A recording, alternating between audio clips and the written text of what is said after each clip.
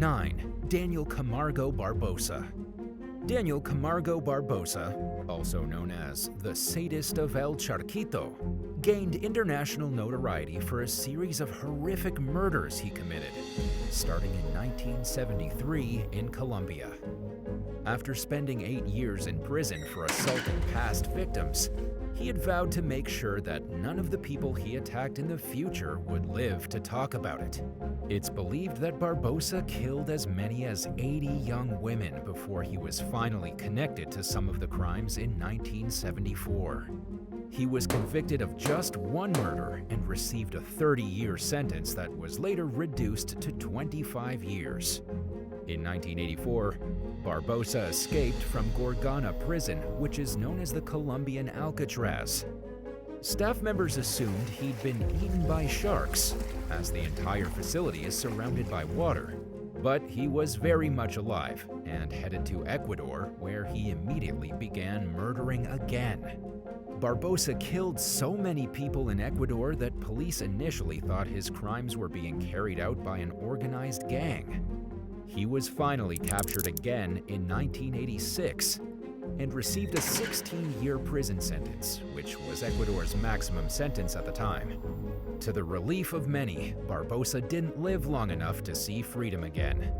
In 1994, a fellow inmate and a relative of one of his victims, Giovanni Noguera, stabbed Barbosa to death at the age of 64. 8. Donald Harvey. Donald Harvey, also known as the Angel of Death, killed numerous hospital patients in Kentucky and Ohio between 1970 and 1987 while working as an orderly. He started murdering shortly after landing his first job in the healthcare industry and killed a dozen people in the first 10 months alone. Over the following years, he went on to murder somewhere between 37 and 47 people. Unlike most serial killers, Harvey didn't target his victims based on their background, gender, age, ethnicity, race, or physical characteristics. Most of them were cardiac patients, and he had a few choice methods for killing them. He injected cyanide, arsenic, or another poison into their feeding tubes, suffocated them, or turned off their ventilators. Harvey later claimed that he only murdered terminal patients and that he did so to end their suffering, but that simply wasn't the case. Not all of Harvey's victims were terminally ill, although it was true that they were often not expected to survive the ailments that landed them in the hospital. In addition to killing hospital patients, he poisoned his roommate, lover, and 2 of his neighbors as well. He finally fell under legal scrutiny in 1987 after an autopsy on one of his victims revealed large amounts of cyanide in their system. Harvey ultimately pleaded guilty to 37 murders, although it's believed he was responsible for many more. As punishment for his horrific crimes, he received 3 life sentences. However, he was found badly beaten in his prison cell in 2017, and he died from his injuries 2 days later. His killer, fellow prisoner James Elliott, wrote in a letter to the News Journal that he was trying to get the prison staff's attention and was disgruntled over the quality of the food that was being served there. He reportedly planned to stab Harvey, but beat him to death when he cried out during the attack. 7. Edwin Caprat. Known for targeting mainly elderly victims, the so-called Granny Killer murdered at least 6 people in Tampa and Hernando County, Florida, between 1991 and 1993. His real name was Edwin Bernard Caprat III. Surprisingly, he was caught pretty early on in his murder spree, and was even put on trial for the crimes. However, it was ultimately determined that Caprat's confession was unreliable, and he was convicted of lesser charges. After serving some time in prison and the rest on house arrest, he was once again free to roam the streets. Caprat typically killed old people in their homes and then set the dwellings on fire. He often bound and beat his victims, and it wasn't too long before investigators began to realize that they were most likely dealing with a serial killer. As the murderers continued, local authorities called the FBI to help. An anonymous tipster broke the case when they called and told detectives to investigate Caprat. Sure enough, his fingerprints were found at one of the crime scenes. Police surveilled him until they felt they had enough evidence to tie him to more of the murders, then took him into custody. Caprat reportedly confessed to his crimes within a day of his arrest. He was put on trial in 1995, but he reportedly paid little attention to it and read a book most of the time. After convicting Caprat of 2 murders, the court sentenced him to death. However, he was instead killed at the hands of 2 fellow inmates, who fatally stabbed him. The families of his victims were mostly relieved, and any remaining cases involving Caprat were closed. 6. James Whitey Bulger. James Whitey Bulger was a notorious Boston-based organized crime boss who led the Winter Hill Gang for decades. He fled the area in 1994 at the age of 65, after learning that the FBI had a pending RICO indictment against him. Bulger remained on the run for the next 16 years, landing himself a spot on the FBI's 10 most wanted fugitives list, where he was listed second only to Osama bin Laden. By the time authorities finally captured Bulger in Santa Monica, California in 2011, he was 82 years old. He was put on trial for 19 murders, along with numerous racketeering, money laundering, and extortion charges. During the trial, it was revealed that Bulger had been working as an FBI informant since 1975, and that he was playing both sides of the game for much of his criminal career. The agent who worked with him turned a blind eye to Bulger's gang in exchange for information about other organizations, including the Italian Mafia, which helps to explain how he got away with his lifestyle for so long. However, Bulger's willingness to help law enforcement only went so far, and he was ultimately convicted of 31 charges and received 2 life sentences. Just a day after he was transferred to the Hazleton Penitentiary in West Virginia in 2018, Bulger was bludgeoned to death by 3 fellow inmates. The authorities were intent on holding the career criminal's killers responsible for their actions, but the families of his victims weren't too upset about what happened. In 2022, 55-year-old former mafia hitman Fotios Freddy Gaius, 48-year-old Paul Pauly de Calagero, and 36-year-old Sean McKinnon were charged with conspiracy to commit first-degree murder in connection with Bulger's death. U.S. Attorney Rachel Rollins described the incident as the truest of ironies. And despite the decision to hold his alleged killers responsible, she expressed the Justice Department's solidarity with his victims. At the moment, the cases are ongoing. 5. Donald Leroy Evans. Donald Leroy Evans was 29 years old when he was convicted of his first crime in 1986. He was sentenced to 15 years in prison for attacking a woman in Galveston, Texas. But he managed to regain his freedom after serving just 5 years. Following his release, Evans drove right back into a lifestyle of crime and violence. Within months of getting out of prison, he was wanted for murder and allegations of threatening to harm an ex-girlfriend. After realizing the police were looking for him, he stole a car and fled to Gulfport, Mississippi. But Evans couldn't resist committing another murder, so his life on the run was cut short almost immediately. He was charged with 1 federal count of kidnapping and faced a murder charge in Mississippi. A jury found him guilty and sentenced him to death. Nobody knows how many people he killed, but the number is thought to be somewhere between 15 and 60, and he's taken credit for murders at rest stops in over 20 states.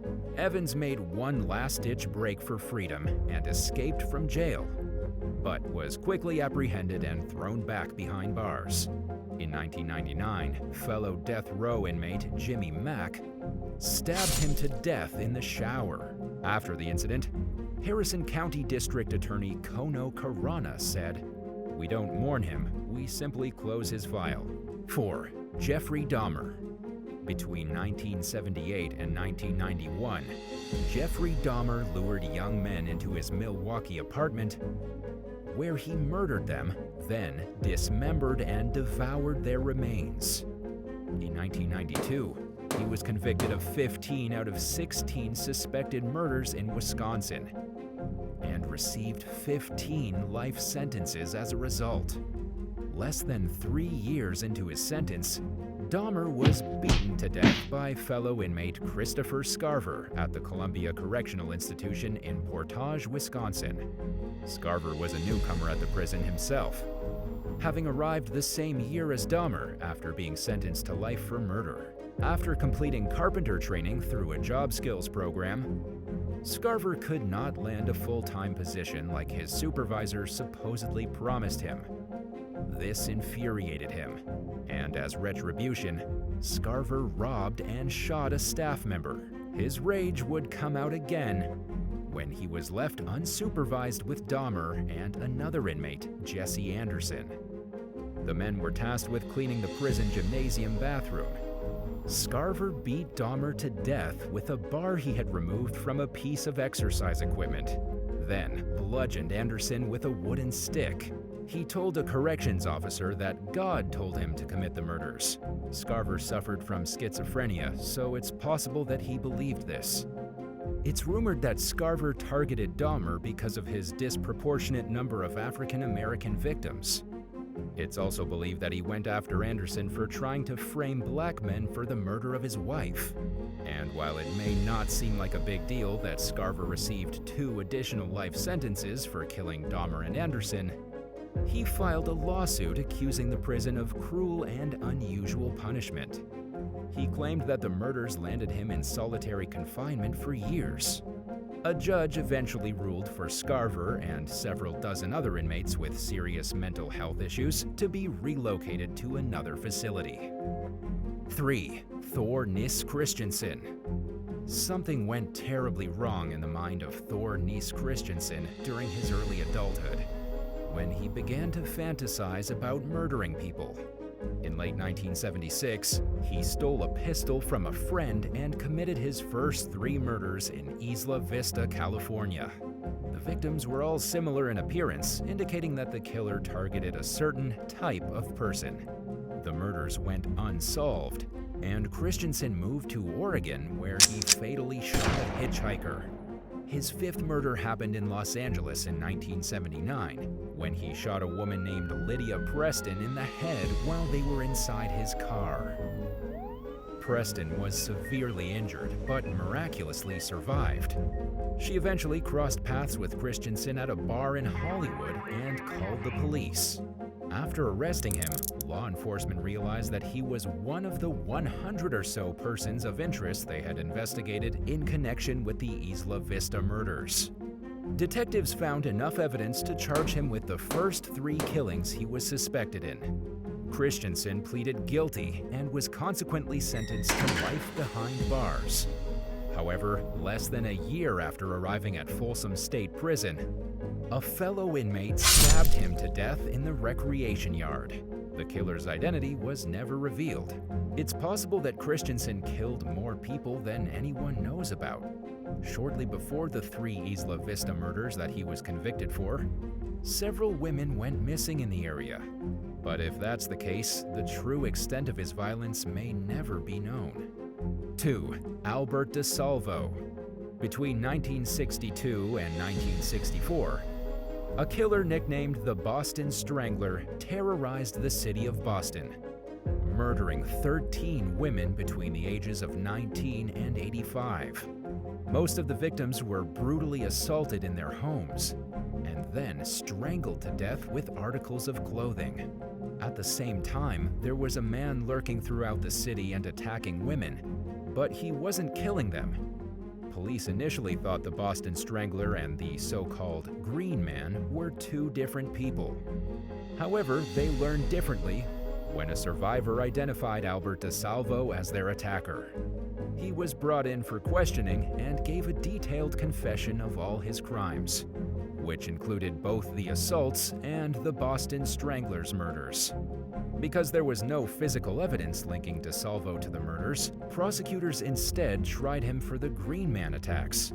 He was found guilty in 1967 and was sentenced to life in prison.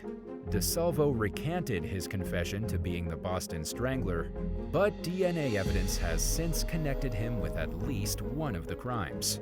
In 1973, just 6 years into his sentence, Desalvo was stabbed to death in the prison infirmary.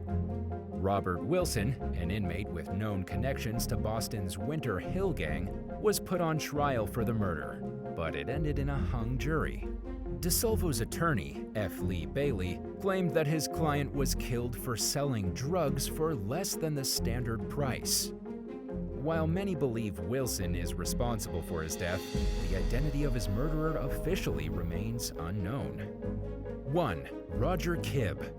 Infamously known as the I-5 Strangler, Roger Kibb murdered at least 8 victims between 1977 and 1987 before getting caught and landing in prison for life in 1991. He found all but one of his victims on the freeways around San Francisco and brutally bound and assaulted them before taking their lives.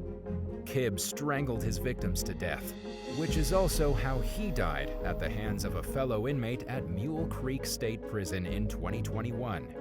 The 81-year-old was found dead in his cell, with his cellmate Jason Boudreau standing next to his body. Boudreau, a self-proclaimed Satanist and convicted murderer, took responsibility for killing Kibb. In a 5-page letter to the East Bay Times, he described his very deliberate plan. He wrote that he initially plotted to kill Kibb as a way to get his own cell, but decided he also wanted to avenge the I-5 Strangler's victims. The letter also explains how Boudreau was confident that even if a prosecutor attempted to pursue the death penalty against him, a jury would never impose it based on all the horrific things Kibb did. He was charged with first-degree murder, and as predicted, the prosecutors did not seek the death penalty. If you had to serve 2 months in jail, would you rather share a cell with an accused killer or spend your entire sentence in solitary?